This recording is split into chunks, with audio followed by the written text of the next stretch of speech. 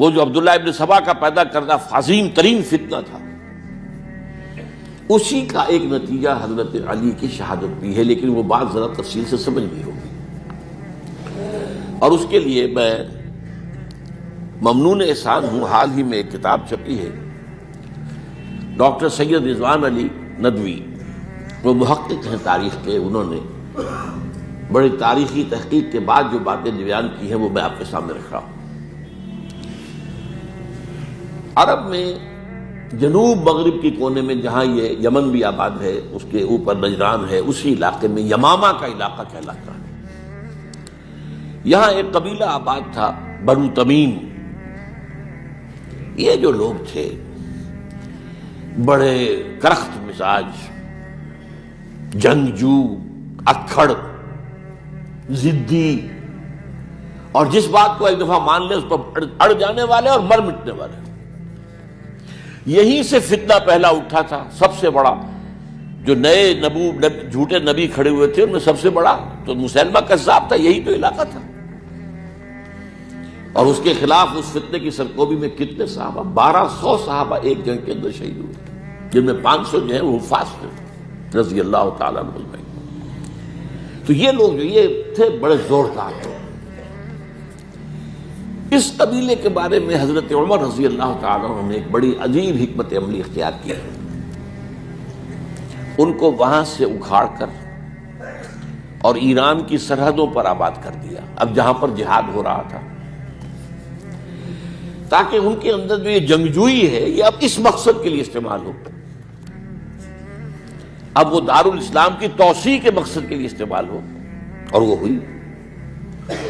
حضرت عمر نے 2 چھاؤنیاں بنائی تھی رضی اللہ تعالیٰ، کوفہ اور بصرہ، کیونکہ ظاہر بات ہے کہ اب جو اسلام کا دائرہ پھیل رہا تھا اور اسلامی حکومت پھیل رہی تھی، اور زیادہ تر جو ہے مشرق کی طرف پھیل رہی تھی، ایران اور خراسان وغیرہ کی طرف، تو اب مدینے سے اس کا کنٹرول اتنا آسان نہیں تھا، فاصلہ تھا، تو چھاؤنیاں بنائیں تاکہ یہ اس سرحد کے اوپر یہ موجودہ مرکز رہے، یہاں فوجیں موجود رہیں، کہیں کوئی بغاوت ہو تو اس کو کچلنے کے لیے وہ قوت فوری طور پر دستیاب ہو سکے۔ یہ لوگ ہیں کہ جو عبداللہ ابن سبا کی فتنے سے سب سے زیادہ متاثر ہوئے۔ ان کی مزاج میں وہ کجی تو تھی نا، حضرت عمر بھی ان کا جو ایک مضبوط کنٹرول تھا انہیں دبائے رکھا ہے، اور ان کا رخ جو ہے ایک دوسری طرف موڑ کر اس سے اسلام کو فائدہ پہنچایا۔ لیکن اس کے بعد جب فتنہ جو آیا یہ عبداللہ ابن سبا، تو سب سے بڑھ کر یہی لوگ اس کے ماننے والے، اور انہی میں سے وہ لوگ تھے جنہوں نے جانیں بھی دے دی ہیں، جنہیں حضرت علی نے زندہ جلایا ہے، اس لیے کہ وہ کہتے تھے کہ علی خدا ہے۔ اے علی تم خدا ہو، تم ہمیں آگ میں جلا رہے ہو، یہ تو تم ہمارا امتحان لے رہے ہو۔ وَلَنَبْلُوَنَّكُمْ بِشَيْءٍ مِّنَ الْخَوْفِ وَالْجُوعِ وَنَقْصٍ مِّنَ الْأَمْوَالِ وَالْأَنفُسِ وَالثَّمَرَاتِ، اب وہ اس آیت کو اپنے اوپر منطبق کر رہے ہیں۔ تو یہ جو کرخت لوگ تھے، انہوں نے در حقیقت جو ہے عبداللہ ابن سبا کے کردار میں سب سے بڑا رول پلے کیا، اور انہی کے ہاتھوں حضرت عثمان شہید ہوئے رضی اللہ تعالیٰ۔ اور اس کے بعد انہوں نے حضرت علی رضی اللہ تعالیٰ عنہ کو اپنے گھیرے میں لے لیا، کیونکہ انہی کی کثیر تعداد موجود تھی مدینے میں جب حضرت عثمان شہید ہوئے۔ اس کے بعد اب ظاہر بات ہے کہ کوئی نہ کوئی تو خلیفہ ہونا چاہیے تھا۔ حضرت طلحہ سے کہا گیا، انہوں نے معذرت کر لی، حضرت زبیر سے کہا گیا، انہوں نے معذرت کر لی۔ اب ظاہر بات ہے کہ حضرت علی آخر امت کو چھوڑا تو نہیں جا سکتا تھا بغیر امام کے، انہوں نے قبول کر لی، اگرچہ حضرت حسن روکتے رہے کہ ابا جان یہ ان لوگوں کی بیعت جو ہے آپ قبول نہ کیجیے۔ حضرت حسن تو ان میں سے ہے جو حضرت عثمان کے دروازے پر کھڑے تھے پہرے دار کی حیثیت سے، حسن اور حسین رضی اللہ تعالیٰ عنہ، انہیں تو معلوم تھا فتنہ جو کون لوگ ہیں۔ اس کے بعد حضرت علی رضی اللہ تعالیٰ عنہ نے اسی حکمت سے، جس حکمت کے تحت حضرت عمر نے یہ چھاونیاں آباد کی تھی، دارالخلافہ بھی مدینے سے کوفہ منتقل کر دیا تاکہ پورے عالم اسلام کو کنٹرول کیا جا سکے اس مرکز کے ساتھ۔ اس کا نتیجہ یہ نکلا کہ اب گویا کہ حضرت علی کے گرد ان لوگوں کا گھیراؤ مکمل ہو۔ کوفے میں یہی تو آباد تھے، کوفی یہی تو تھے، حضرت عمر نے انہیں لا کے یہاں آباد کیا تھا۔ جب حضرت علی نے کوفے کو اپنا دارالخلافہ قرار دیا تو گویا کہ ان کا پھر عمل دخل بہت بڑھ گیا. ایک طریقے سے یوں کہا جا سکتا ہے کہ انہوں نے اب حضرت علی رضی اللہ تعالیٰ عنہ کو اپنے محاصرے میں لے لیا. چنانچہ جنگ جمل کے موقع پر یہ ہوا ہے کہ صلح ہو گئی تھی.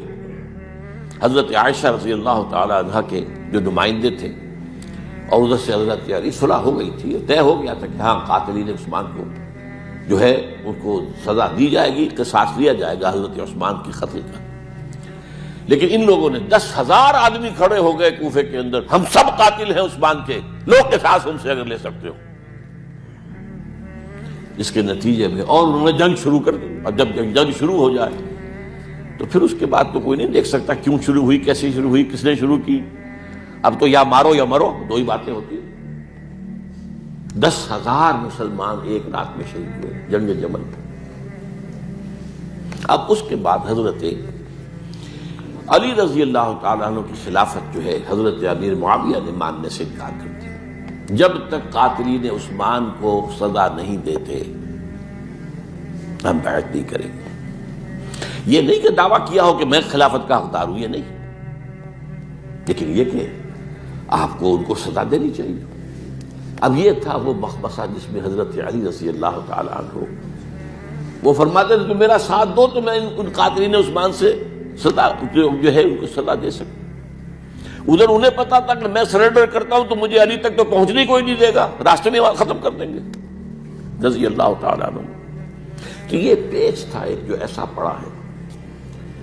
اب اس میں جب حضرت معاویہ اور حضرت علی کے مابین فیصلہ کن جنگ ہوئی، جنگ صفین جسے کہتے ہیں، جس میں 70,000 مسلمان ایک دوسرے کی تلواروں، تیروں، نیزوں سے قتل ہوئے. اس موقع پر حضرت معاویہ کی طرف سے ایک آفر آئی. قرآن مجید کو نیزے پر اٹھا کر لوگوں نے کہا کہ یہ خوریزی بند کر دو، ہم قرآن کا فیصلہ ماننے کو تیار ہیں. حضرت علی دیکھ رہے تھے کہ یہ اصل میں میری فتح کو شکست سے بدلنے کا پروگرام ہے. تقریباً فتح میری ہو چکی ہے، لیکن یہ جو طبقہ تھا یہ انہوں نے کہا نہیں، بڑی ٹھیک بات کہہ رہے ہیں، وہ مانیے ان کی بات، جنگ بند کی. انہوں نے ہی یہی لوگ تھے جنہوں نے مجبور کیا حضرت علی کو کہ وہ تحکیم پر رضامند ہو جائے. اس کے بعد تحکیم میں جو معاملہ ہوا، حضرت علی حضرت عبداللہ ابن عباس کو اپنی طرف سے حاکم بنانا چاہتے تھے، یہ اڑ گئے نہیں. یہ اڑ جانے والے لوگ، اور یہی اصل قوت تھے، وہاں ساری طاقت کوئی نہیں کی تھی. تو انہوں نے ابو موسیٰ اشعری کو اپنی طرف سے مقرر، وہ بہت نرم خو آدمی تھے، انہیں بناؤ. بہرحال جو بھی بات طے ہوئی، اب تاریخ کی روایتوں میں اختلاف ہو سکتا ہے. کہا یہ جاتا ہے کہ طے تو یہ ہوا تھا حکمین کے مابین، ادھر سے ابو موسیٰ اشعری، ادھر سے عمرو بن العاص رضی اللہ تعالی عنہما، کہ آپ اپنے جو کلائنٹ ہیں حضرت علی، آپ انہیں معزول کر دیجئے، میں معاویہ کو معزول کر دیتا ہوں، پھر جو ہے مسلمان فیصلہ کر لیں کسی اور کی عبادت. انہوں نے کھڑے ہو کے کہہ دیا میں علی کو معزول کرتا ہوں، اور عمرو بن العاص نے کہا کہ میں معاویہ کو قائم کرتا ہوں. اب یہ ہے روایت، واللہ عالم اس میں کتنا سچ ہے کتنا جھوٹ ہے. میں کوئی مورخ نہیں ہوں، میں کوئی تاریخ کا محقق نہیں ہوں. اس کے بعد جو ہے اب یہ لوگ انہوں نے کہا کہ مانیے تحکیم کو، اور جب انہوں نے حضرت علی نے اس تحکیم کے فیصلے کو ماننے سے انکار کیا تو باغی ہو گئے، حضرت علی کو کافر قرار دیا، اور جا کر ایک جگہ پر حرورہ ایک جگہ تھی، وہاں پر جا کے جمع ہو گئے، جتھا بندی کی، بہت بڑی طاقت پر وہاں کر لی. انہوں نے طے کیا کہ علی بھی کافر ہو گیا، معاویہ بھی کافر ہو گیا، عمرو بن العاص بھی کافر ہو گئے، سب کافر ہیں. حضرت علی کی طرف سے ایک گئے سفیر ان سے بات کرنے کے لیے، تو انہوں نے کہا تم ہی نے تو کہا تھا کہ تحکیم کو تسلیم کرو، کہ ہاں ہم نے گناہ کیا تھا، کفر کیا تھا، ہم توبہ کی ہم نے.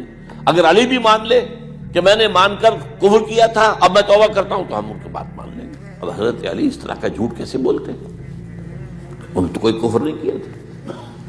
بہرحال انہوں نے پھر بھی نرمی برتی، کہ دیکھو اگر تم کوئی خونریزی نہیں کرو گے، فساد نہیں مچاؤ گے تو میں تمہیں کچھ نہیں کہوں گا، لیکن وہ اپنی ان شرارتوں سے بعد نہیں آئے۔ تو پھر تیسری جو بڑی جنگ ہوئی ہے ان جنگوں میں، جنگ نہروان کہلاتی ہے، حضرت علی کی جنگ خوارج کے ساتھ، جس میں 4000 خارجی جو ہے وہ ختم ہوئے۔ اور یہ بات اب آپ نوٹ کر لیجئے کہ یہ لوگ جیسا کہ اکھڑ بھی تھے لیکن اپنی بات پر ڈٹ جانے والے تھے، لیکن ساتھ ہی دیندار بھی تھے، نمازی اور روزہ دار بھی تھے۔ یہ اس طرح کے لوگ نہیں تھے کہ جو فاسق اور فاجر ہو، بس یہ مزاج کا ایک ہے، جس بات دل میں بیٹھ گئی اڑ گئی۔ تو یہ اصل میں انہوں نے پھر فیصلہ کیا کہ اور تو ہمارے بس میں اب کچھ نہیں ہے، ان تینوں کو قتل کر دیا جائے، علی کو بھی اور معاویہ کو بھی اور عمرو بن العاص کو بھی۔ تو ایک جگہ ان کی سازش ہوئی، 3 آدمی معین ہو گئے، ایک ہی وقت کا طے فیصلہ ہو گیا، فلاں تاریخ کو فجر کے وقت تم جاؤ، وہ تم کوفے کی جامع مسجد میں، جب علی نماز جماعت کرا رہے ہو خنجر مارو انہیں۔ اور یہ اس کا نام ابن ملجم تھا، خارجی، یہ وہی لوگ بنو تمیم کے لوگ۔ دوسرا جو تھا وہ دمشق میں حضرت معاویہ کو قتل کرنے شہید کرنے کے لیے پہنچ گیا۔ تیسرا مصر پہنچ گیا حضرت عمرو بن العاص کو۔ اب یہ بات اللہ کی طرف سے ہے، یہ تو اس کی مشیت ہے، اس کا فیصلہ ہے۔ حضرت علی پر وار کارگر ہوا، آپ شہید ہو گئے۔ حضرت معاویہ پر وہ وار ذرا اوچھا پڑا، زخمی تو ہوئے لیکن آپ کی جان بچ گئی۔ عمرو بن العاص اس روز مسجد میں کسی معذوری کی وجہ سے، عذر کی وجہ سے فجر میں آ ہی نہیں سکے، لہذا حضرت علی کی شہادت ہو گئی۔ اب یہ ہے اصل پس منظر، کن لوگوں نے کیا شہید، اصل میں وہ سمجھ لینے کی بات ہے۔ یہ خوارج نے شہید کیا، لیکن خوارج کا فتنہ سبائی فتنے ہی کا آف شوٹ ہے، اسی کے ذیل میں ہے، اسی کی ایک شاخ ہے، اسی کا ایک نتیجہ ہے۔ یہ خوارج جو ہے بعد میں بھی ان کی مسلسل جو ہے وہ جنگیں رہی ہیں۔ بہرحال اس صورتحال کو یہ سمجھ لیجئے کہ یہ خلفائے ثلاثہ رضی اللہ تعالی عنہ، حضرت عمر شہید، عثمان شہید، علی شہید۔ عجیب بات ہے کہ تینوں کا نام عین سے شروع ہوتا ہے، عمر عین سے، عثمان عین سے، علی عین سے، تینوں شہید ہوئے ہیں۔ لیکن یہ کہ یہ ہے تاریخ